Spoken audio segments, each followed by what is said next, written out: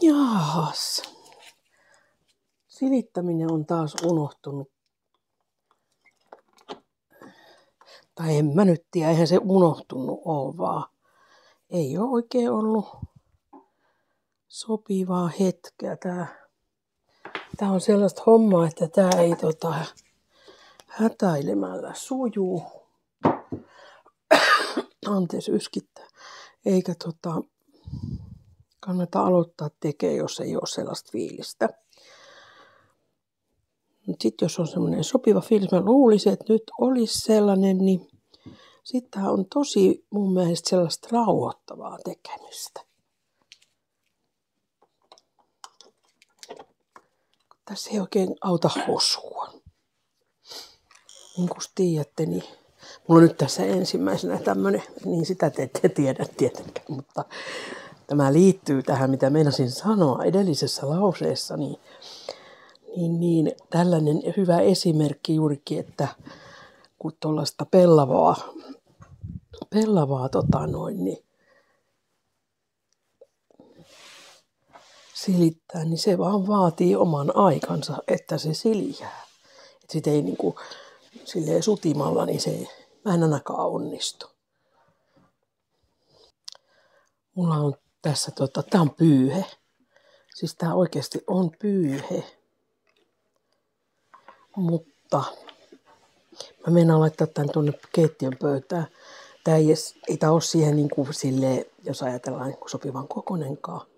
Mutta mitä sen väliä? Kyllä se siihen pöydälle menee. Tää on nimittäin musta tosi kaunis. Ja tää on jos ei tää ole mun äidin kutoma, niin sitten tää on mun serkun tai mun tädin kutoma. Ensisijaisesti veikkaan äitiä tai tätiäni, mutta serkkuni osaa myös kutoa, että voi olla myös hänen tekemänsä. Mä tykkään näistä ihan yli kaiken näistä pellavaisista. Mä oon joskus kertonut, en tiedä onko mä kertonut teille juurikin täällä, mutta jossain toisessa yhteydessä näillä videoilla niin on kertonut, että mulla on tosi vanhoja pellavia. Mulla on semmosia siis ihan tuolta 1900-luvun alkupuolelta,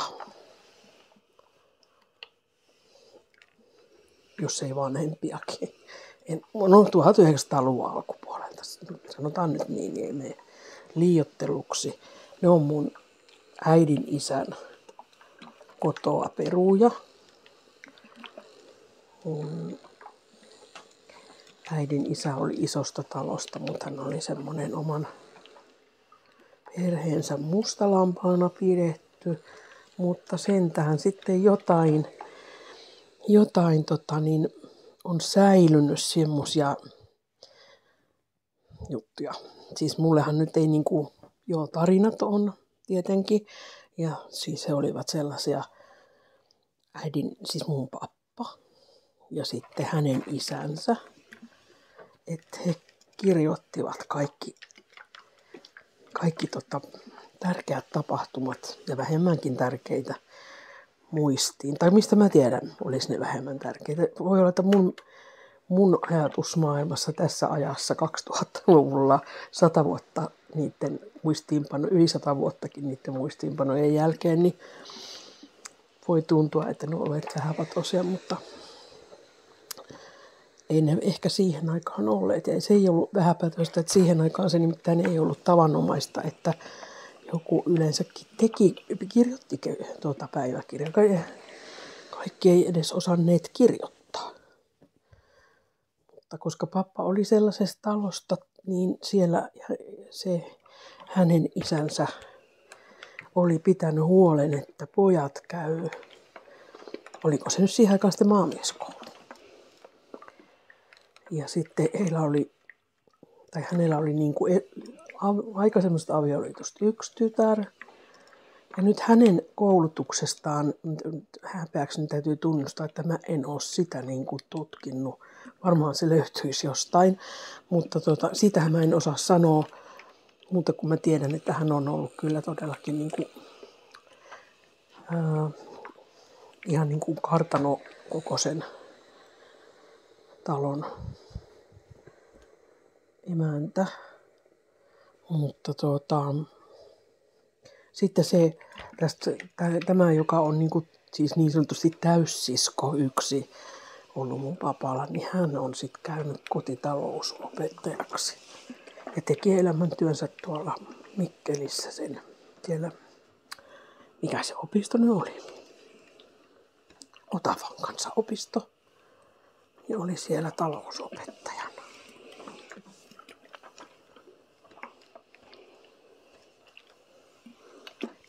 Niin siellä on ollut sellaiset ihmiset, niin siellä on säästynyt siellä on ollut siis arvossaan ensinnäkin tietysti toi käsityö, koska heillä on ollut varmaan mahdollisuus sellaiseen. Ja sitten niitä on säästynyt. Ja sitten mun mummo, joka sitten taas oli todella vaatimattomista oloista, paitsi hänenkään äitinsä ei ollutkaan ihan niin vaatimattomista lähtöisin, mutta kuitenkin. Mun mummo oli sitten sellainen, joka kans arvosti. Että hän säilytti siis aika huonojakin, voi sanoa. Jotkut toiset olisi voinut heittää menempiä. Hän säilytti ja vaali niitä ja teki siis, vaikka kuoli jotain vanhoja pöytäliinoja, niin niissä oli sitten tietysti kulunut ja tullut reikiä ja kaikkea, niin hän teki niistä, leikkasi pois ne huonot osat, teki niistä vielä pyyhkeitä ja se on niin kovaa se pellava, että ne pyyhkeet on säilyneet.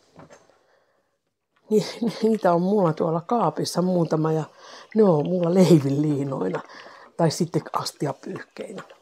Ja siis jopa siinä vaiheessa, kun mä en ole tajunnut ihan tasan tarkkaan sitä asiaa, että miten sillä lailla arvokkaita ne on, niin mä oon pesettänyt niitä pesulassakin joitakin kertoja, niin ne on siis, ei ne miksikään ole mennyt. Mutta en mä sitten jossain kohtaa varmaan jo, vaikka käytin pesulapalvelua silloin joskus, kun on ollut kiivaimmat vuodet ison perheen kanssa ja on ollut töissä itse, niin.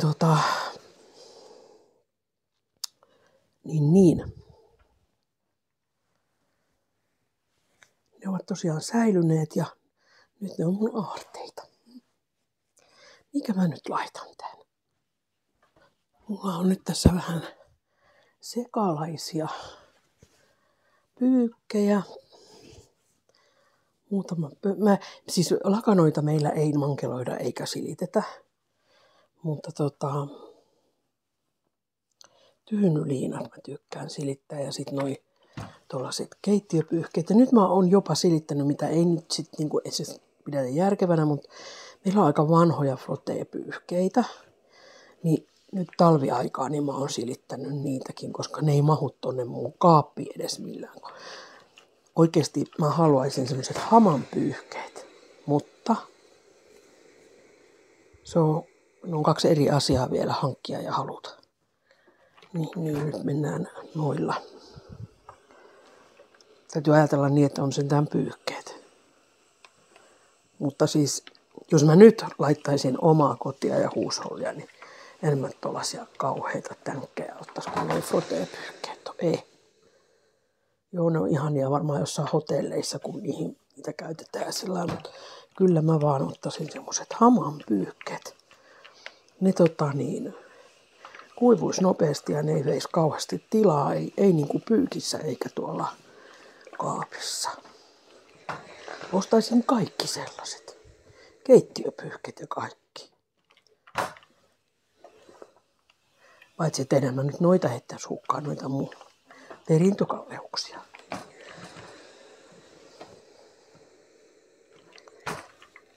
Jos olisi käsityöihminen niin kuin sillä, että osaisi tehdä oikein, niin noistahan voisi tehdä jotain. Siis varmaan jotain ihan semmoista.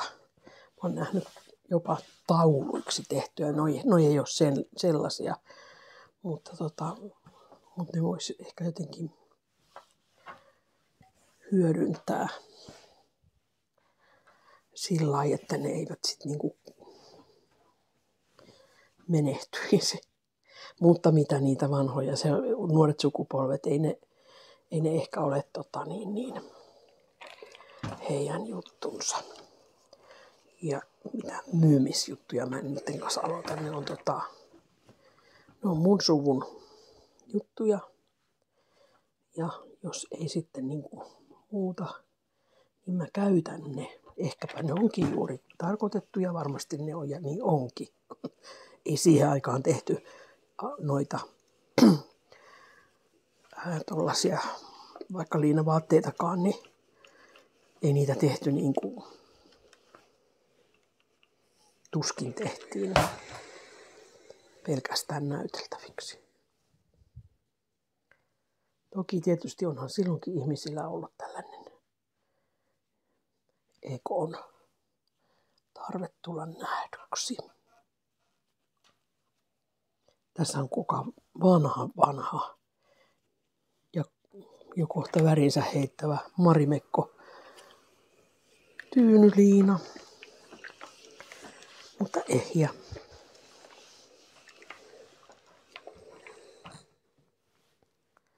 Ehjä tämäkin. Noita tommosia käsipyyhkeitä ja niinku, keittiöpyyhkeitä, niin niitähän voisi tehdä itsekin niinku, ihan vaikka virkkaamalla tai kutomalla. Ei olisi vaikeeta hommaa tehdä.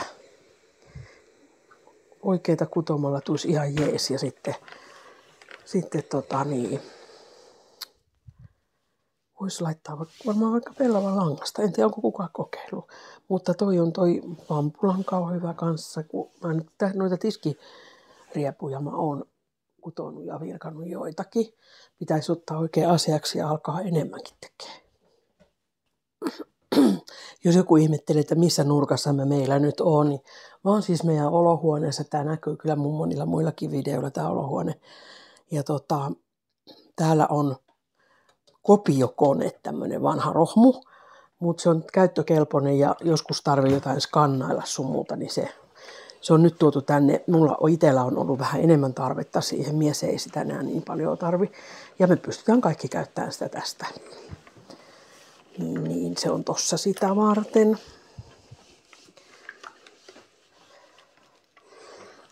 Sitten mulla on tossa toi on mun täällä ollut, tää on siis appivanhempien toi senkki.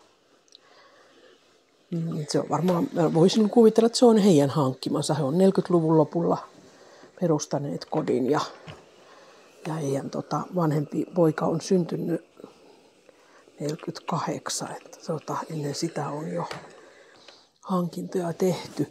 Sitten toi on nimittäin, tuossa näkee semmoisen ajan, että miten niinku tämmöinen trendit on menneet, koska toi on tollainen tumman värinen. Mutta sitten niitähän on vielä 40-lukulaisia semmoisia, jotka on usein vielä tummemman värisiä. Ja mun vanhemmilla sitten taas on tuommoinen melkein samanlainen senkki hankittuna, niin se on sitten taas vaalea, lakattu, koivuinen senkki. Se taitaa olla mun veljellä nykyisin. Niin, että kuinka ne tyylit on muuttunut. Mutta toi oli musta niin hieno, kun me tultiin tänne, niin mä sanoin, että tuota ei kyllä hävitetä. Ja en mä ole täällä hävittänyt mitään tavaroita, vaikka jotkut luuli, että täällä tulee joku siirtolava tuohon pihaan. Ei sentään. Luuli ja taisi olla itse siirtolava ihmisiä.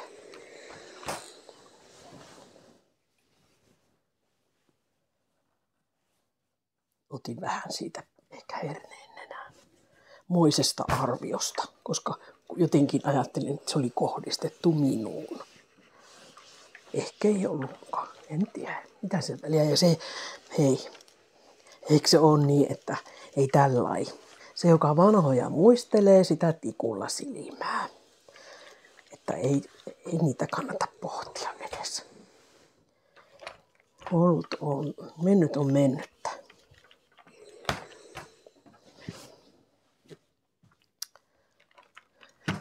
Siinä tulee taas mekko sileeksi sitten, että mä